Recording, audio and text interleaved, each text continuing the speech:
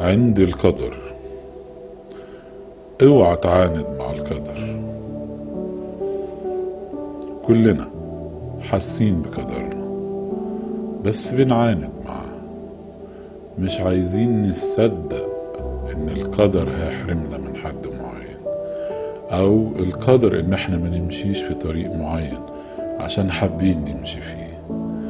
كل ما تعند على قد ما هتطول فترة تعبك وفترة مشيانك في السكة الغلط.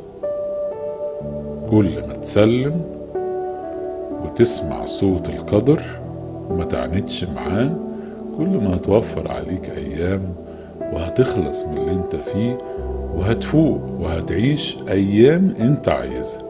ولكن احنا بنحس ان الامان في الاختيار اللي احنا شايفينه، ولكن ده غلط. ان الامان في اللي ربنا اختاره مش اللي احنا اخترناه.